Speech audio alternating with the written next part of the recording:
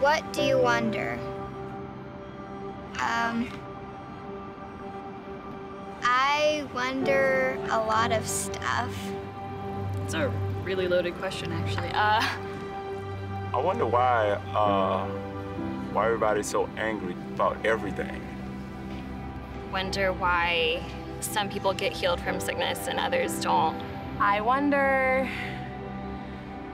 how many kids I'm gonna have and when I'm gonna get married. I wonder what life will be like for my family in 5 years. Well, basically, I'm wondering if I'll just make the right choices. I wonder if my kids are going to have a good life. Just want them to be happy. And I wonder if there's really somebody out there guiding us. I would also say that I'm a religious person, so I wonder about God and why things happen. I wonder if I'm going to have a very fulfilled life and do what I'm supposed to do.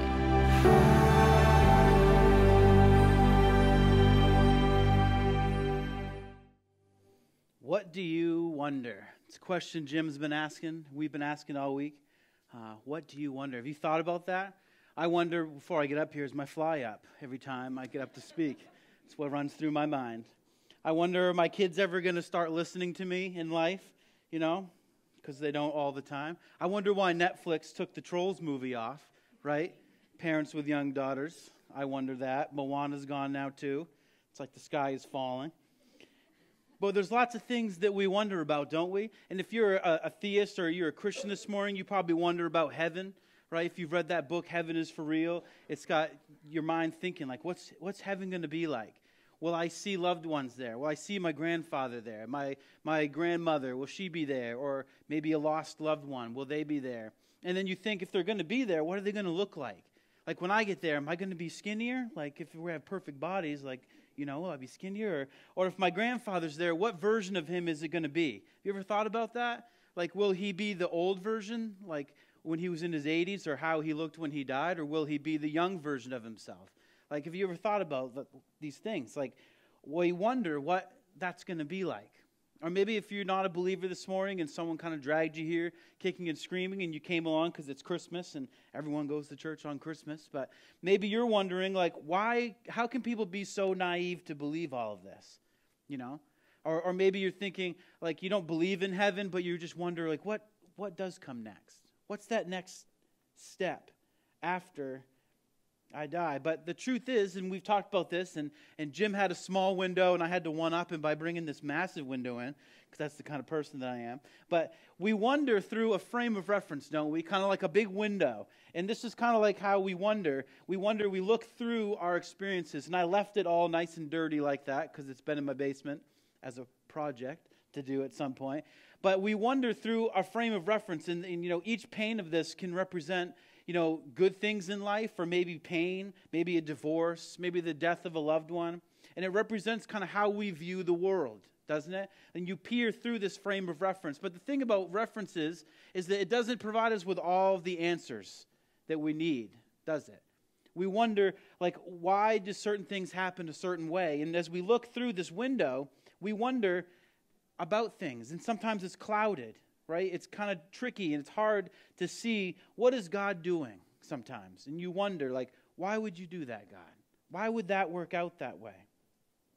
But as Christians, we believe that God actually came down to earth and came down and became one of us so that he could bring clarity to it. That God actually came down and began to be one of us, and he sent his son Jesus to stand with us so he could clarify a few things for us.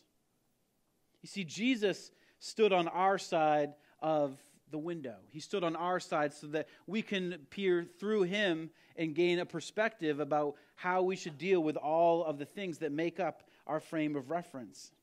And so over the past couple weeks, Jim's talked about the book of Hebrews, and it's a great book. You should check it out in the Bible, but it's really less like a book and more like a really long extended sermon. And so you can kind of break it down like that and think about it. But he brought up this scripture, this part in Hebrews 12:2. It says, fixing our eyes on Jesus. And before that, he says, I hope to run the race. And fixing our eyes on Jesus. So when you fix your eyes on something, how many times have you tried to have a conversation with your child and they don't look at you? And you're like, look at me, right? Like, or maybe your wife says it to you, and like, you weren't even looking at me. Like, I was listening, right? Like, I can repeat everything that you said, but you weren't listening. Okay, fix your eyes. Like, put all your attention on Jesus. Instead, the pioneer, or some translations say the author, right? The pioneer, the author, the one who originated and perfected our faith. The pioneer and perfecter of our faith. When we fix our eyes on anywhere other than Jesus, it leads to wondering. And wondering can often lead, as Jim told us, to wandering.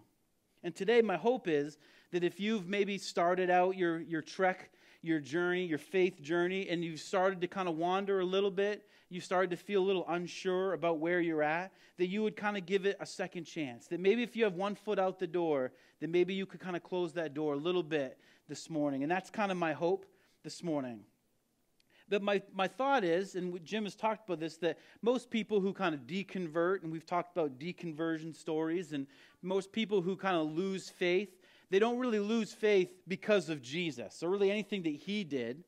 It's more, we lose faith in kind of the things that we've heard about Jesus, or the things that we've been told, or the circumstances, the experiences that we've had, and things that are not quite lining up with actually who God really is. And that kind of leads us down a different path. We start wondering and then wandering. My guess is it had more to do with an experience, maybe an unanswered prayer, something you hoped would happen. And so throughout this series, we've asked this question. What was the faith that you lost, fixed on, or fastened to? What was the faith you lost, fixed on, or fastened to? What was it about your faith that you it all was built upon, that kind of house of cards, and when you removed that one thing, it all kind of fell down? What was it about that?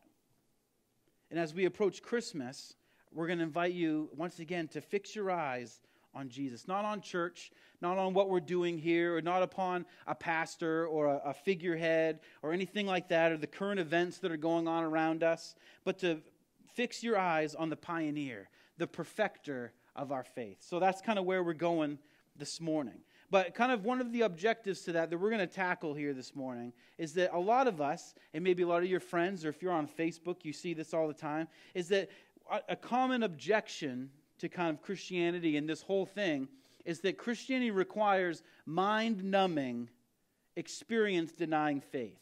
Like, you just have to kind of walk through life with blinders on. That you have to deny kind of logic, not logic, it's not even a word.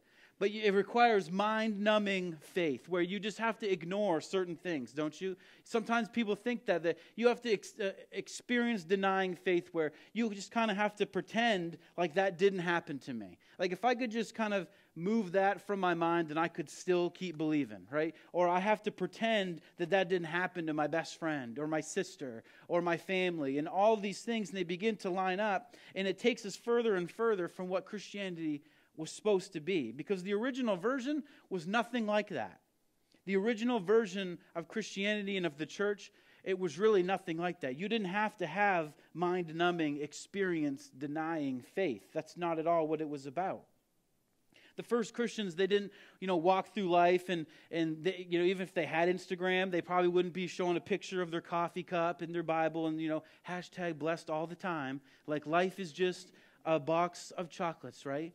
That everything good will happen when you become a Christian. How many people have noticed that? When you became a Christian, your life was perfect, right? No hands went up, because that doesn't happen. But we treat Christianity, and people peer in, and they think that to be a Christian, you have to just put your rose-colored glasses on and deny the experiences that we have in life.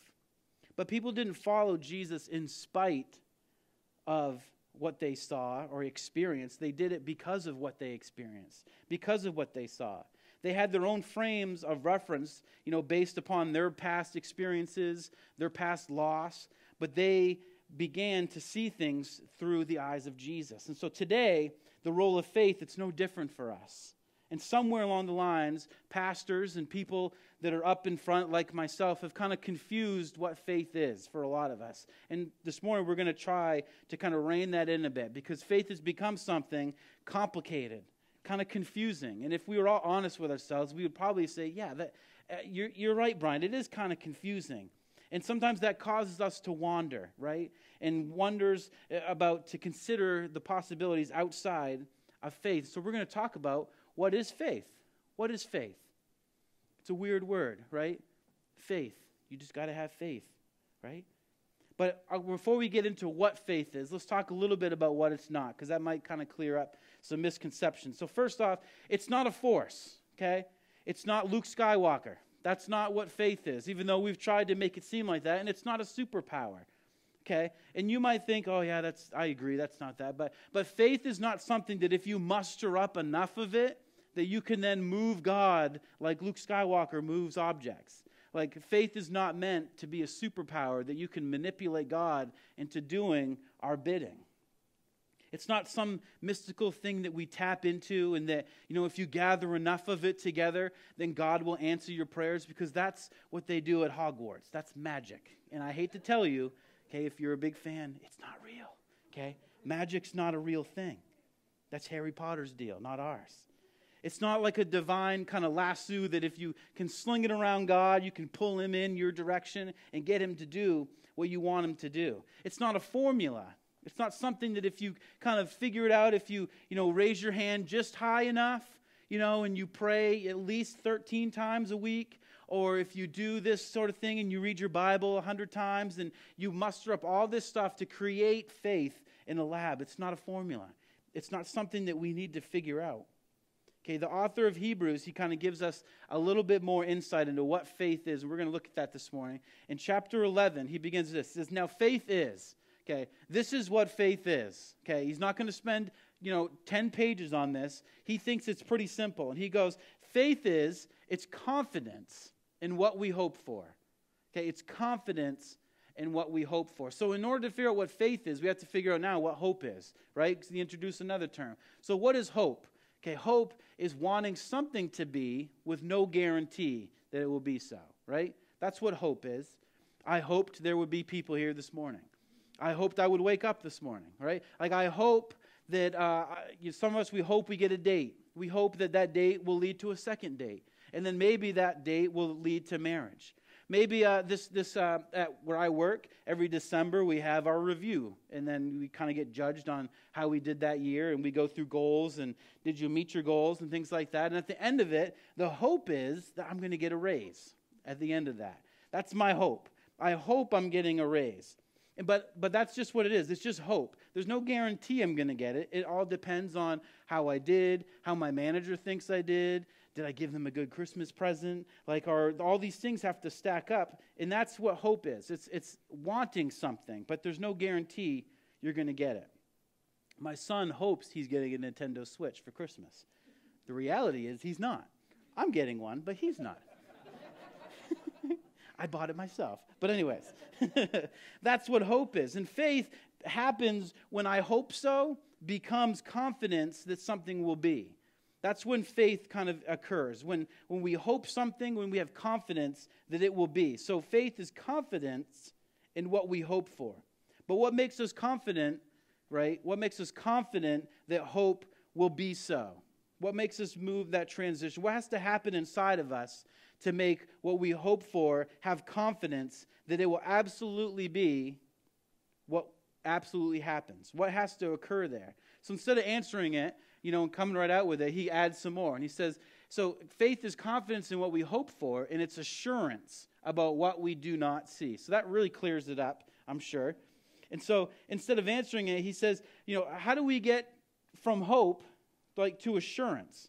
How do we get that? And so how do we get from I don't see, but I absolutely am sure that it's going to happen? I'm absolutely sure. So to answer that, I'm going to use my reference about, getting a raise. And so when I came home, I had my review on Thursday. I didn't come home and say, Gretchen, I hope I got that raise. I had my review, and it happened. And I'm hoping I'm going to get that raise, right? Like, that's not what happened. Okay, my manager, we talked, and she said, you've done this, and this is your kind of how your scores came out, and so you're going to get a raise this year, and this is what you're going to get. So she told me, you will get the raise. So when I got home that night, I didn't say, Gretchen, guess what? I hope I'm getting that raise. No, I say, hey, I am getting it because my boss told me so. She confirmed it for me. Or maybe she made a promise. She wrote it down. I signed the review form. See, assurance, something will happen, occurs when we receive confirmation of it. Or there's a promise that it will be done, that it will be so. You hope that they're going to go on a date with you, right? Like, you hope when you invite someone out on a date that they're going to go. But you don't just show up at their house at 7:30 and knock on the door, do you? You wait for them to say, yeah, that sounds good. I'll see you at 7:30. Then you have assurance. You can have confidence that what you hoped for is going to happen because there was confirmation. If I invite you over to dinner and, your whole family of 6 kids, and I invite you over to dinner, when am I going to go tell Gretchen, hey, they're coming for dinner. We need to get the food and we're going to prepare it. Do I wait till you show up? No, like I plan for it, and I know that we can go buy all those groceries when you confirm that you're coming over for dinner. Otherwise, I'm not going to buy all that extra. And if my history with you is one that you keep your commitments, then I'm going to start cooking. I'm going to get that ready. Okay? We have a friend, invited him over for chili one time to watch football, never showed up. Had tons of chili left over, right? In hindsight, we should have waited for confirmation. And so faith, it's much simpler than we make it out to be. And here's kind of what he's saying. Faith is confidence that God is and that God will do what he's promised to do. Okay, faith is confidence God is, that he is who he says he is, and that he will do what he's promised to do. Okay, and that's based on evidence. Okay, before we go any further, we have to kind of clarify this, is that we don't believe that God is because of faith. Okay, we don't faith God into existence, right? If you've ever seen the movie Elf, right? The tall elf guy, Will Ferrell. Okay, in the movie, he's got Santa's sleigh. And what is Santa's sleigh powered by? Christmas spirit, right? And he shows the little clausometer there, and it's kind of low, and so they can't just fly around with reindeer anymore, can they? He's got to, has this big jet engine because people don't believe in Santa anymore. And so he needs to kind of extra power that. God will not cease to exist if your faithometer is low. Okay? God doesn't need your faith for his existence. Okay? And he doesn't need your faith to keep his promises. But we can have faith because we know that God is who he says he is, and that God keeps his promises because we have evidence of that. Faith is having confidence that God is who he says he is, and he will do what he's promised to do. Okay? So it's confidence in that. So he goes on first. He says faith is, confidence in what we hope for, and assurance of what we do not see. And he says this. So this kind of faith, all of this that we've talked about, we spent all this time talking about, this is what the ancients were commended for. So the ancients are kind of like, the Jewish heroes of the day, the kind of the big, faith heroes, the heroes of Judaism, and they lived by faith. And if you carry on, you keep reading through chapter 11, he goes through and he mentions all these people, and probably a lot of them you're familiar with, but he mentions them and he says, and by faith, this person, by faith, they did this, as if God would keep his promises, right? And so the first one he mentions is this man named Abraham. How many people have heard of Abraham? Not Lincoln, the guy from the Bible, right? Not the tall guy with the top hat. See, Abraham, he left his home. God said, Abraham, I want you to leave your home and I want you to go to this place. Abraham didn't just leave because he was tired of the city he lived in. He left because God promised him a new home and a new place. And when he left, he had no clue where he was going. But God had a plan. And so he had faith and he left. And it turned out pretty good for Abraham, I think, if you kept reading. It turned out pretty good because God promised him a new home. And so he had faith and he went there. If you ever heard of the man named Gideon, right? If you've ever seen the movie 300, there was a 300 that happened before that movie took place, okay? Gideon had this big, huge army, and then God told him to, we need to narrow this army down. You have way too many people, which back then, if your army had too many people, that just didn't happen. Okay? You wanted as many bodies as you could muster up. But God said, send these people away, and then have people go get a drink, and depending on how they drank, send the rest of those people away. And so he had 300 people, Gideon, and God said, go in the middle of the night and attack the Midianites, and you will be victorious. And Gideon's like, are you kidding me? You seriously want me to go in the middle of the night? And so Gideon, in faith, says by faith, he took those 300 men. They were outnumbered 200 to 1, and they had trumpets and torches and hopefully a weapon of some sort. And they went and they just destroyed the Midianites. And they were victorious because God promised them he would bring them victory. Now Moses, a guy that I'm sure many of us are familiar with, right? He escaped from Egypt, and you've seen the movie, and he escaped from Egypt, and then he encounters God in the desert, and God's like, hey, I want you to go back and rescue your people. Bring your people out. And Moses like, really? I barely made it out of there with my life, and you want me to go back and then remove the whole workforce from the Egyptians? You want me to do that? And God's like, yeah, you got it. I want you to do that. I'll take care of the details. You just go get my people.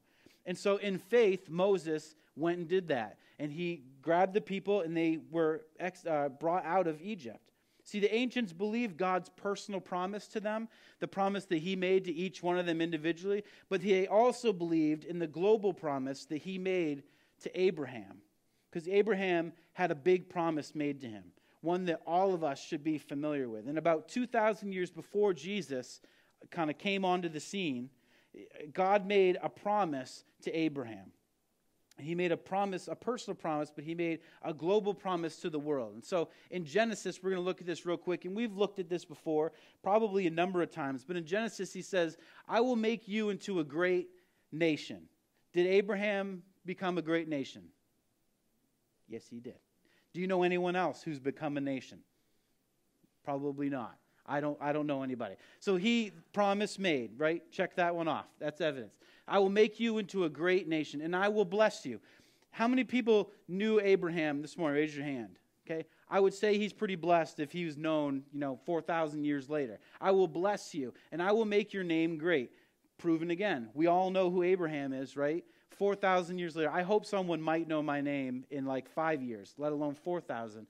So I'd say his name has been made great. And you will be a blessing. This one's important, okay? Back in this time, people were not a blessing to other people, okay? They just weren't. They weren't blessings to other people. The whole love your neighbor as yourself thing, that didn't happen yet, right? They pillaged people. And he says this, on all peoples, that includes everybody here, all peoples on earth will be blessed through you. Through Abraham, all of us would be blessed. Okay, all peoples, all nations. When you were a nation, you attacked other nations, right? You destroyed them. You took everything they had so that your nation was a little bit better. That's how life was back then. But to think that they were going to bless all of these people, that was completely foreign. That wasn't a thing that happened. And that promise that was made to Abraham was fulfilled 2,000 years later when Jesus was born. That's why we're here today. That's why we're celebrating Christmas, because God kept his promise to Abraham. He kept his promise, the global promise he made. So if we go back to the book of Hebrews for a minute, we're going to kind of bring all of this stuff together, all right? So during this time, right after Jesus was crucified, after he was dead and rose, here's what he said about the author of Hebrews wrote about this promise that they had. All of these people, okay, all the people he listed, like Abraham, Gideon, Moses, there's a whole bunch of names. All of those people were still living by faith when they died, okay? So they were all living by faith when they died, long before Jesus came, long before they saw the fulfillment of the global promise that God made to them. But they lived their life by faith, even up until their death. They were living knowing that God is who he said he was, that God had answered their personal promise that he kept to them. He fulfilled that. But they were also living as if they would see the big global promise that God made to the world, but they didn't get to see it. But they lived their lives as if they would, because they had faith that God kept his promises and that he would continue to keep them. And here's why that's so important, okay? These ancients that they were talking about, these kind of like giants of the faith, if you want to call them that, they didn't try to use their faith to manipulate God. Okay, that's not what they did. They didn't try to harness faith as a superpower or using the force to manipulate God. They believed that God was who he said he was, and they were completely confident in that. Their confidence, their hope that God would be, was they were confident in it. They knew that God would keep his promises because they'd seen it. So if we fast forward a bit to Jesus' time, right, we're skipping around a lot, but if we fast forward, there's a scripture where it talks about Jesus and how he kind of encounters this, how he works out faith a little bit. And they knew that God would keep his promises. So Jesus is walking along, he's with his guys, and he encounters a man with leprosy. We've talked a lot about leprosy, I feel like, in the past couple weeks. And as I was going through this, I was talking out loud, and Jude was like, I know what leprosy is. And I was like, that's pretty cool. You know what leprosy is. And so we talked about it, and he's like, oh, it's really gross. Like your body starts falling apart. And I was like, yeah, kind of. And so this man walks up to Jesus. Okay, he's got leprosy, and if you have leprosy, you probably are ringing a bell so people know that you're coming because they don't want to be around you. Okay, so you're eternally having people move away from you because you're got this sickness that everyone thought was just transmitted by being around you. Right? They have no family, no friends. They're totally alone, literally dead men walking at this point. And so someone comes up to them and they have this frame of reference. Like imagine how bad your life is at times, and then picture throwing leprosy on top of that. That would kind of make your frame of reference on the world like not a very good frame of reference. And so he approaches Jesus and he says, Lord, if you're willing, you can make me clean. If you're willing, okay? That's so powerful. He doesn't say, God, here's what it is, Jesus, right? Like I sent out on Facebook asking for like 10,000 prayer warriors, and I heard, responses back from like 800 of them. I've mustered up a faith army, okay? I even had the pastor, okay? The pastor's praying, and his prayers are way more powerful than just the average person, right? Like I did all of this stuff, Jesus, and I think that I've got the faithometer up just enough that you can now heal me. Like I've done all of these things, and I think that you can do it. He says, God, if you're willing, you can. You can do this. You can make me clean. No deception. There's no magic involved. He didn't figure out a special, key code. He says, if you're willing, you can do it. You can make me clean. There's no Jedi mind tricks. He didn't just go to Jesus and hope that he would heal him. He went with perfect faith, knowing that Jesus could heal him because he'd seen it before. This isn't the first time Jesus had healed somebody. He'd seen it before. He'd heard about it. He knew that Jesus could do it. And Jesus, he reached out his hand, okay? This is a very crucial part. He reached out his hand and he touched the man. You do not touch people with leprosy in this time. That's like a death sentence, right? He touched the man. He said, I'm willing. And the man was healed. He reached out and he touched him. That is faith in its purest form. That is like, I can do it. That's faith that moves mountains, right? Because faith without a promise, that's presumption, right? That's what that is. Faith without promise is just presumption that God's going to do whatever you beg him to do.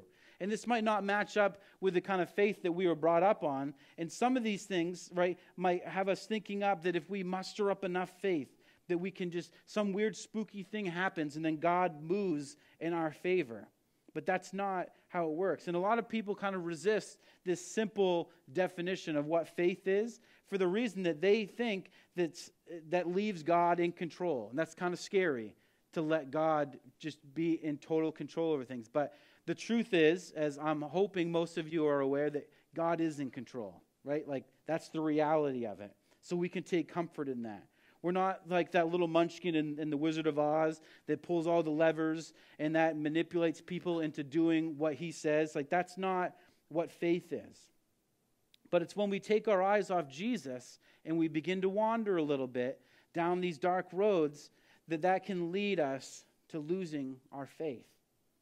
That's when that weird kind of faith steps in. And when God doesn't move how we want him to, and he doesn't move, and answer the prayer that we expected him to, that must mean that we don't have enough faith and that God's not moving for us. And that's when that door begins to open a little bit and we start to lose faith. And this should trouble us. This should start to worry us. If you have young people, that should be troubling to you, because a generation, an entire generation of young people is abandoning faith. This is huge, okay? This is all of us. Is abandoning faith because the church has signed God's name to promises that he never made in the first place. And it's no wonder that you lost your faith. It's no wonder why so many people have left the faith, because they're abandoning it, because we've attributed all these promises to God that he just never made. It's like when you get caught or people are upset with you because you said this, you're like, I never said that. And they're mad at you for something that you never even said or promised. And if you grew up with sort of the vending machine version of God, where if you ask him, then he'll just, drop it down from C9, and you just ask and you'll get it, right? That's the vending machine God. He doesn't exist, where you just ask him for everything that you want and need and you'll get it. Or if you pray enough times that you'll get it. That version of God never existed. And if you lost faith in that, that's a good thing, because he's not real. Or maybe you grew up in the bad things never happen to good people God, right? Like that sickness should never happen, that death doesn't happen, that diseases don't come. And if you grew up with that version of God, then you probably lost faith, because as you grow older in life, that happens. People die. We don't know why sometimes. And that's tough. And that's why faith is so tricky, because it leaves God in control, because we don't know why those things happen. But God never promised a perfect life. He never promised disease would not be a thing. He never made those promises. And so the good news in that is that he did demonstrate his love for us in a different way. Okay? He did demonstrate his love for us in a different way, but it's not by promising that nothing bad would happen to you. Okay? That promise was never made. And if you thought that God made that promise to you, then you're probably one of these people who are abandoning faith because of promises that were signed to God's name that he never made. See, God didn't demonstrate his love and his concern for us by promising every illness would be healed, or that everything that you want will be done. But God's promise for you, it's so much bigger than that. It's so much full of more wonderfulness than that. In this, the Apostle Paul, he said this. He brought this kind of background, and we're going to check in with this. And he says, this is how God demonstrated his love for us. Okay, Paul, who began his life like hating the Christians and wanting to stomp that out, this is the Paul that we're talking about. In Romans, he said, but God demonstrates his own love for us in this, okay? He demonstrates it not by curing every sickness, not by keeping any bad thing from happening to you, not by creating a storybook world for you, but he did this, that while you were still sinners, Christ died for us. That's how God demonstrates it. This is so huge for Paul. When Paul was alive when Jesus was crucified. Okay, so Paul knew what this meant. That Paul, while he was still a sinner, while he was doing all that he could to stomp this out, Christ died for him.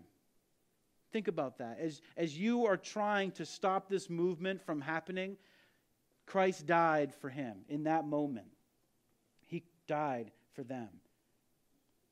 For every person in this room, that while you were a sinner, before you even knew the name of Jesus, while you made mistakes and before you knew who God was and the type of love that he had demonstrated for you, he died for you before you even knew that.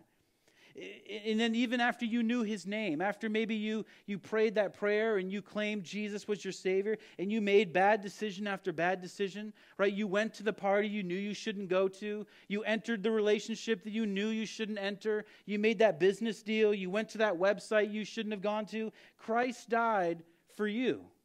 And the person, maybe you're here today, and maybe you leave here today and your kids are screaming to the point where you want to say, Christmas is canceled. Right? Christ died for them. When you let your kids stay up late and watch a movie, and then they whine and cry and complain that they don't get to watch a second movie, and they were expected to stay up late, Christ died for them. And when you lose your patience and you say things that you wish you hadn't said, Christ died for you. That's how he demonstrates his love for us. His trustworthiness, his wonderfulness that God has for you was settled on the cross. And he came to our side of the window. So we don't have to wonder about his love for us. That's why Jesus came. So we don't have to wonder about that. So when the world is kind of flipped upside down, and when chocolate's good for you and lettuce is bad for you, then have faith that Jesus loves you, that he has died for you, that his love for you will never change. God demonstrates his love for us because Christ died for us. And this is the kind of wonder that we should never lose. And the ancients that it talked about, this was kind of like forward promise for them. They believed that this would happen, but we look back on it. We can look back on the evidence that that huge promise that was made has been fulfilled. And we can look back on that and use that to build our faith that God keeps his promises. And he's kept his promise to the world. So we invite you to fix your eyes on Jesus. That's the reason for the season. It's not just cute because it rhymes. Jesus is the reason. We should fix our eyes on Jesus. Did you know that your body, while you've been sitting here, has killed off about 2.8 or more billion cells inside you? Just killed them off. Dead. And you didn't even have to try. No one taught you to do that. That just happened. 2.8 billion cells. And in that same amount of time, the healthy ones split apart and they multiplied and created new ones. And you did nothing about it. You just took a breath and it happened. That should fill us with wonder. That should fill us with wonder. Think about this. If at some point when a woman is pregnant, there's a thing in there that then all of a sudden has a heart, and then that heart takes a beat for the very first time. Imagine someday when we have ultrasounds that can actually pinpoint and you could watch the first beat of that child's heart. That should fill us with wonder. That's amazing. But one thing that should not fill us with wonder is that Christ died for us. We should know that. We should take joy in that. That should fill us with wonder. So what do you wonder? What do you wonder? What do you wonder? And the last thing we're going to talk about this morning is this man named John. He wrote the fourth gospel. Okay, we have Matthew, Mark, Luke, and John. Okay, John's gospel. At the very beginning, and John was a man that and the worship team, you could come back up if you would. This man, John, so he wrote this gospel, okay? And he didn't just say, I'm writing the gospel, right? He began it, and he lived through some terrible times. He saw friends of his murdered before his eyes. He saw friends of his pulled into slavery. He saw the fall of Jerusalem destroyed, the temple destroyed before his very eyes, and blood literally roaming the streets. And this is what John says at the beginning of his gospel. He says, "In him was life, and that life was the light of all mankind." In Jesus was life. Life to the full. We listened to a series that Jim did on Fully Alive. In him was life, and that life was the light of all mankind. And the light shines in the darkness. We're going to have a candlelight service tomorrow night, and we're going to light candles. It's going to be dark, and this whole room is going to be illuminated by a few small candles. See, darkness could not overcome it, and it didn't overcome it. When Christ died on the cross, it didn't defeat him at that point. Light overcame the darkness, and it did it then, and it's doing it today. And though the world can seem absolutely terrible at times, and your kids can seem absolutely terrible at times, and life can just hit you time and time again, but light will shine through the darkness every time. So don't take your eyes off Jesus. Don't focus on the institutions, the rituals, the traditions, the legalism that brought you all these false promises about who God was, but fix your eyes on Jesus and the wonder of his love.